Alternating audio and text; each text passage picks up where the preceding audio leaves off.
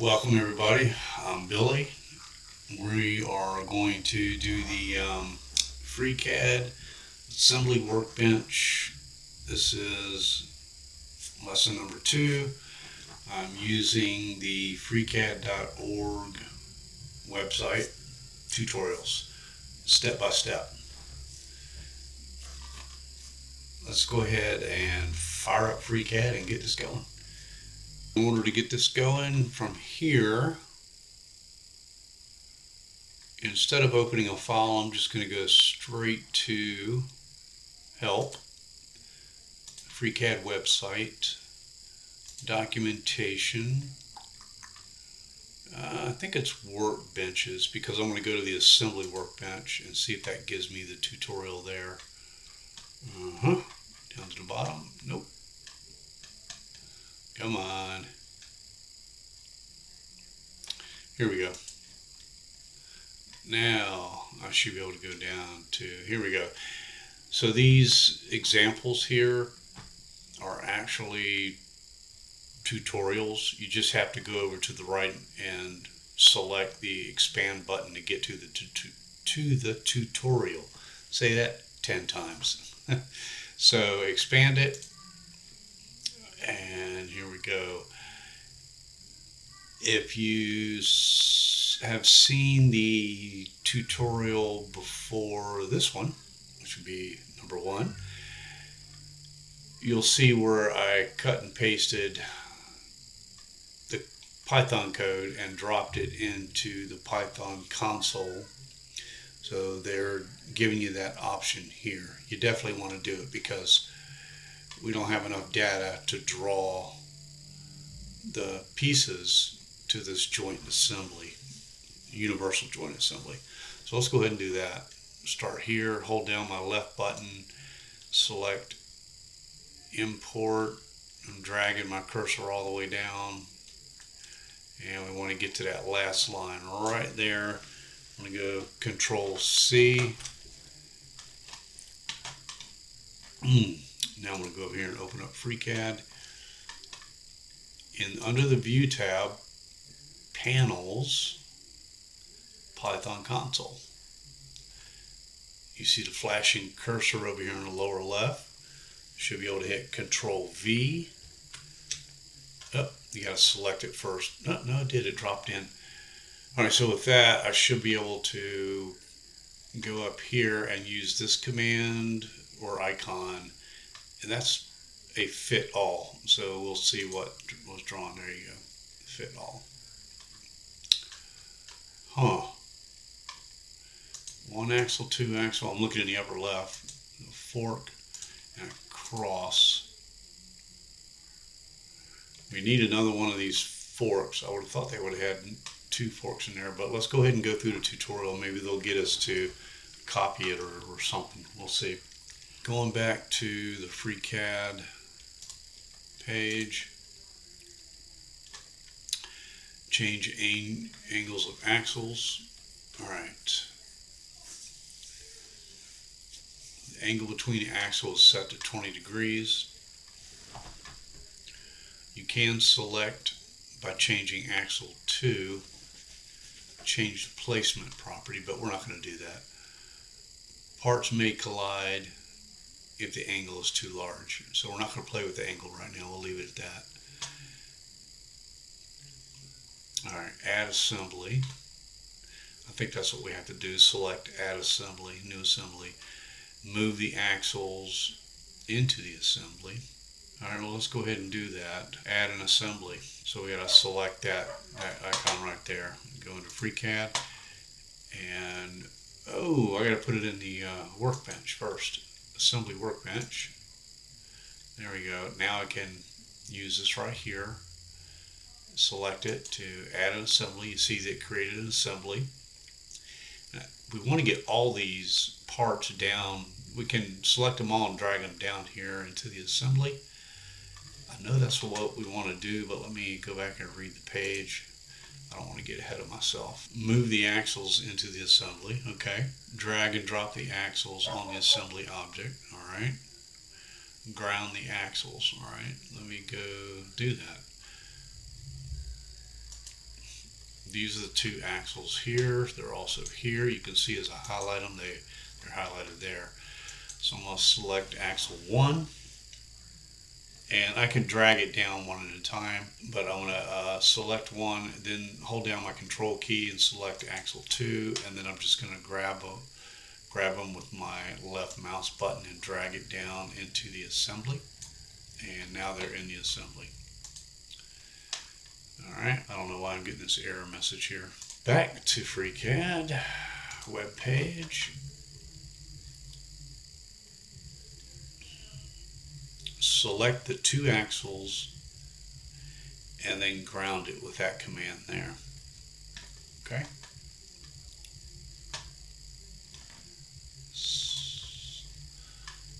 Select axle, select the other axle. I held down the control key, and then you see this icon here, the ground. Select ground. Okay, so the axles are locked in place. We can't move them. This report view, I keep getting errors, but I'm going to keep ignoring the errors for now. See if we run into any issues. Move the solids into the assembly. Okay. Invoke the tool. Oh, the component tool here. Invoke the tool. In the dialog that opens, click the cross object once and the fork object twice. Oh, so it's going to drop two parts in there. So let's give that a try. FreeCAD. They want us to use this icon here, insert a component by left clicking. Alright, remove by right clicking, press shift to add. Let's see what we can do here. Alright, so I'll select, let me see, insert a component into the active assembly. This will create dynamic links to the parts, bodies, primitives, and the assemblies to the insert external components. Make sure that the file is open in the current session. Alright, there we go. I selected it. Let me go over here to the right and I have an insert component. Oh, okay. Alright, I was looking over here to the left. My mistake. I'm going to cancel and do that again. So what we're supposed to do, I believe,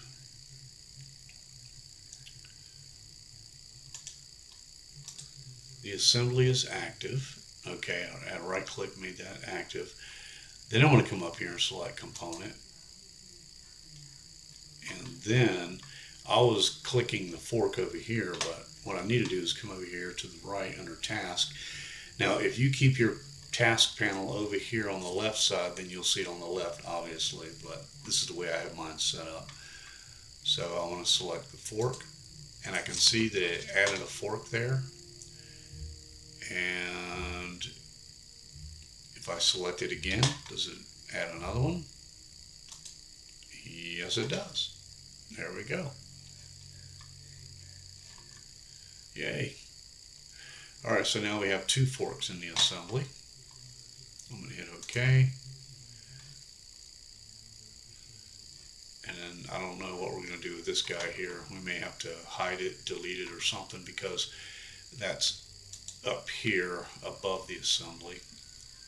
Now that we have the two forks copied down here, we might be able to get rid of it, but we'll see what the instructions say. On the previous assembly tutorial, I was able to drag all of these items down into the assembly, but we did not have a need for a duplicate part like we did with these forks here. So if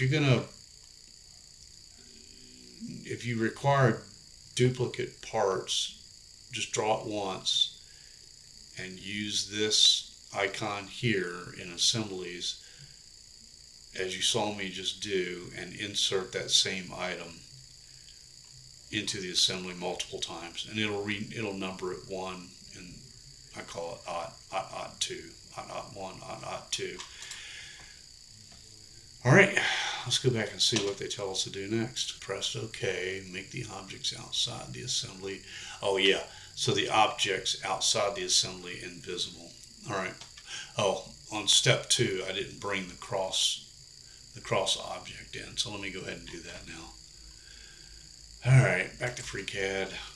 I'll use this insert component, come over to the right, select cross, and you can see it put a cross in the assembly. Okay, so then they're saying go up here and using this eye symbol, you can just make the other parts invisible. They are not inside the assembly. Okay, we have all the parts inside the assembly. I'm just going to grab it. You can, anything that's in the assembly, you can just select it with your left mouse button and pretty much just drag it around. Yeah, except for these, because they have been locked. So what I'm going to do with these lock symbols right here, I believe it's that. Yeah. Yep, see those are grounded, those two. I'm just going to hide them. They're still locked, but I'm going to get rid of those two red symbols, just get them out of the way. All right, let's go back to here. Now that we've got all the objects into the assembly, now let's do the assembly fun. Let's zoom in on this a little bit. Apply joints. A revolute joint between axle 1 and fork 1. There's axle 1, there's fork 1. And then they should come together like that. And here's the revolute joint we're going to use of the selected items. Here we go. It's axle 1.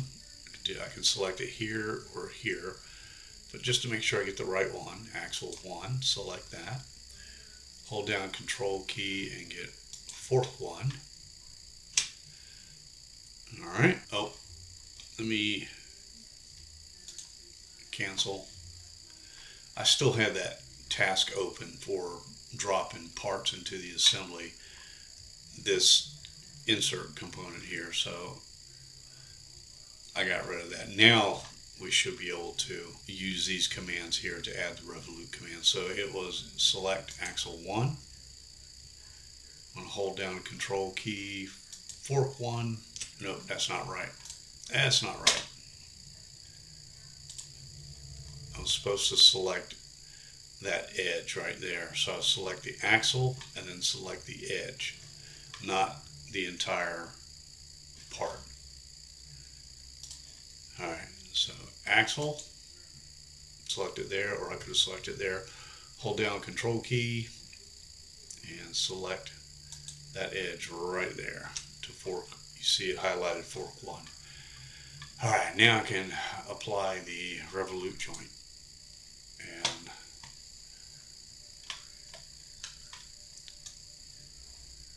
that did not work, did it? I'm going to cancel that. This time, I'm going to select there like that, and then I'm going to select that, hold down the Control key, and then we're going to do revolute. That did put it there. Alright, cancel that. I'm trying to figure out the best way to do this. Let me select it here, the entire axle, then I'll select that. I can hold down my Control key. So that's selected. Select that and do the revolute. Okay, that got us a little closer.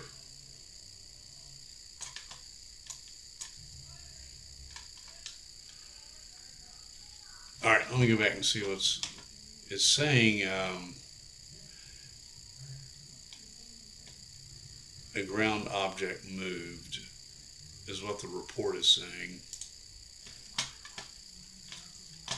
Hit OK here.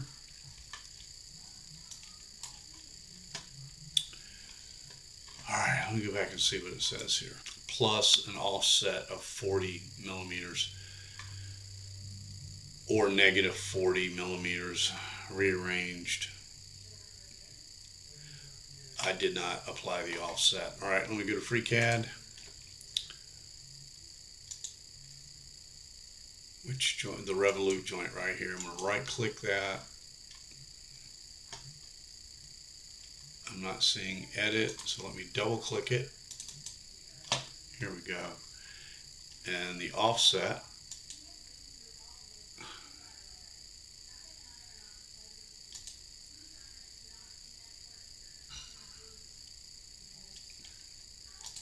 Cancel. Alright folks, I use inches, so I'm going to have to go to preferences, and we have got to set this to the standard millimeters. I'll leave it at 4 decimals. I'll select apply, OK, and now I should be able to double click on that revolute here and arrow up, yep, to 40. So I'll just go ahead and type 40 there and select OK. Okay, it's been a little clunky so far here. Sorry for that. But it's good that you see some of the issues I run into, just in case you run into the same. Alright, back to the page. We've done the revolute joint, we've done the offset, and the reason why they give you the negative 40 is in case you have to go in an opposite direction. Fortunately, the positive direction worked for us. It's saying that if you invoke the tool first, I would imagine that's the icon, and then select the elements, you can click near the correct endpoint of the axle to avoid having to enter an offset. Okay, let's try it. Alright, I'm going to go back here to this revolute, and I am just going to completely delete that. And now I'm just going to move this here. Let's try that. It said invoke it first, so let me select that. You can see it's turned on over here. I'll select that edge.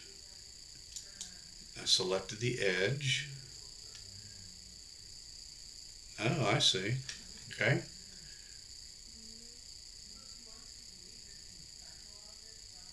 I think that's what we want right there. It, depending on how I move my cursor around, I could tell that right there is not going to place it correctly. So I'm going to slightly move to the left and below the line, come in from underneath the line, and right, come on, there you go, that right there. Oh, that was the end point.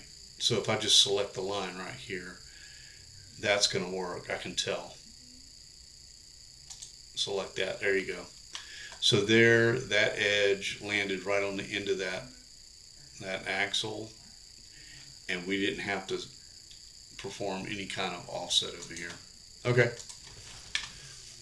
Yay, learned something there. Select OK.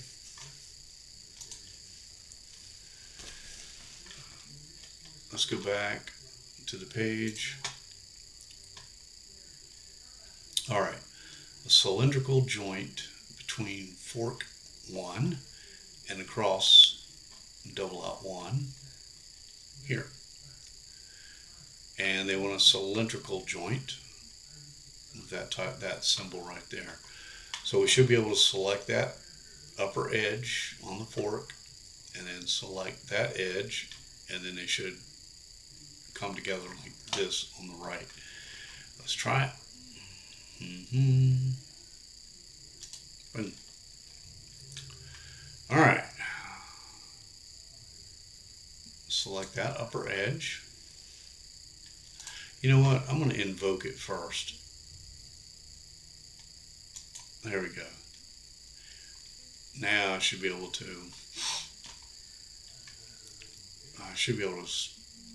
doesn't matter if I select the face of that edge, you can see the coordinate systems are the same. So let me select that edge and then come over here.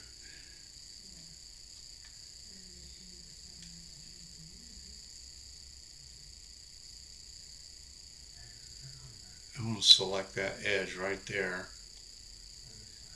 The edge, if I select inside the cylinder, I can see that little disc, like gray colored disc, dropped. But when I select the edge, it raises up, and that disc should be the very end of that cross. So let me go ahead and select that on 3. 1, 2, 3. Boom. There you go. All right, and then I'll hit OK.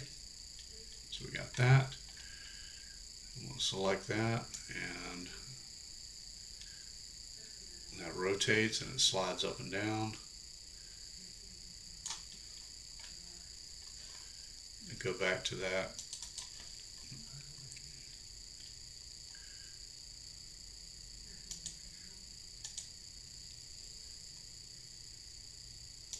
Okay. Hopefully I didn't mess anything up by moving it around, but I think we have an opportunity to lock that in somehow. Well, actually, I'm just going to hit cancel. I'm going to go back. There you go. Now it's set in level.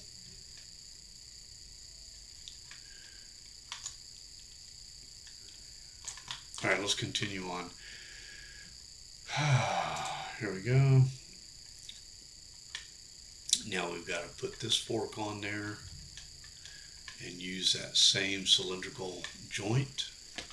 Now we're doing cylindrical joint between axle 2 and fork 2.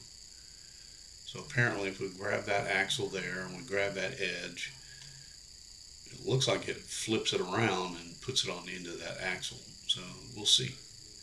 And we got to use the cylindrical joint.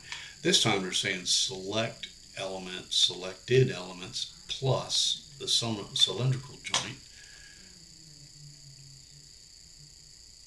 Oh, and it says if it requires a reverse direction on the joint, you can use this button here in the task panel. Huh, okay. Give it a try. Here's the axle. Holding down my control key, selecting that edge, using this cylindrical joint. There you go. We are going to have to reverse it. Remember that symbol they said over here? It's that little symbol on the right. Reverse it. It doesn't look right. But I think if we select this edge and that edge there, it'll swing around and connect. Let me look at the website again. Okay, a cylindrical joint between cross double out 1 and fork double out 2. We're going to select that edge there, and we're going to select an edge here and put those two together. And I don't understand. Yeah. Okay. All right. I'm not going to question it. Let's see what happens. Actually, I'm going to take this and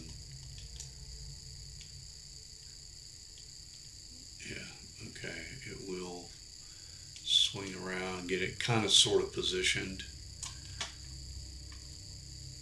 I'm going to select that edge. Oh, wait a minute, you know what? I have to come over here and hit OK first. Okay. Then I can pull it back. All right. Select that edge right there. Come on. Selected the edge. Hold down my control key. It's hard to see, but I am selecting the edge. So they're both selected there, and use that joint, and there you go. Put it right on there. We'll select OK. All right.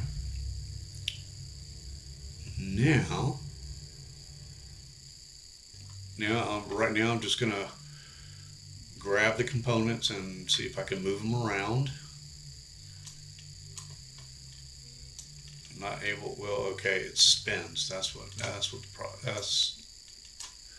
we're able to do. Huh.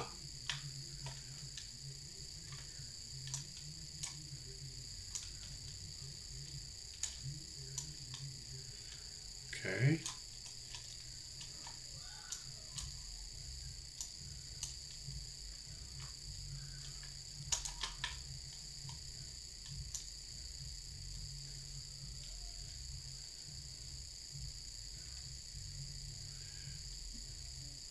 Okay, you can see it's working.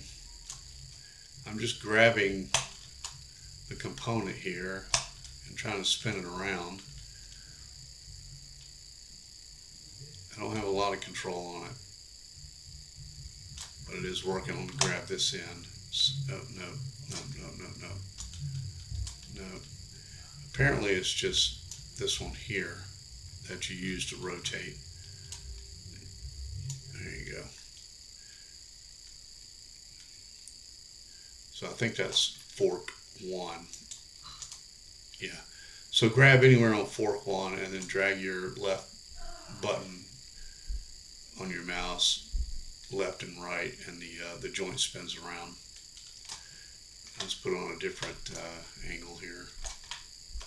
Let's grab it here, and you can see the other fork moving. There you go.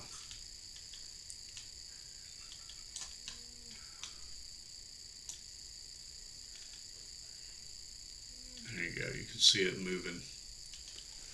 It's pretty cool. We'll spin it around a little bit more. Grab the end there and then rotate it around.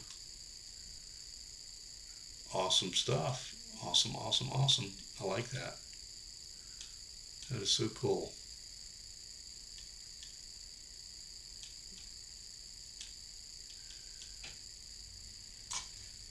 Okay, we're done. I enjoyed making that one.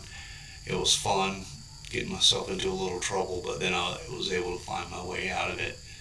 And hope you enjoyed it. I know I did. Thank you very much. And steady as she goes.